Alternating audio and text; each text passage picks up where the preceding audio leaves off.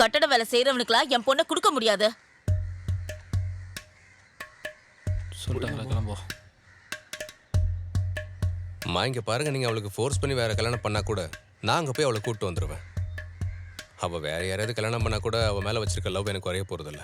ஆஹா, நீ கூப்பிட்டது என் பொண்ணு உடனே வந்துருவா பாரு. நான் கூப்பிட்டா ஷாலினி வருவா. நீ போவியாடி?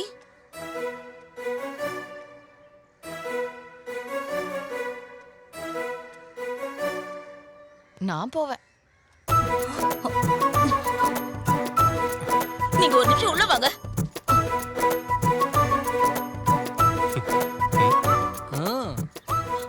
வாங்கன்னு சொல்றேன்ல.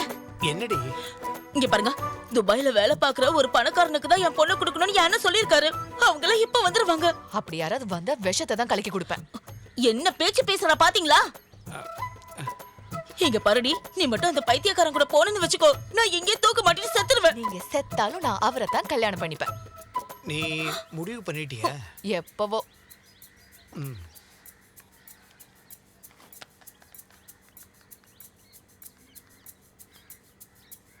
மச்சான் மச்சான், நீ எனக்கு ஒரு ஹெல்ப் பண்ணும். அந்த துபாய் மாப்பிள்ளைக்கு ஃபோன் பண்ணி வர வேண்டான்னு சொல்லு.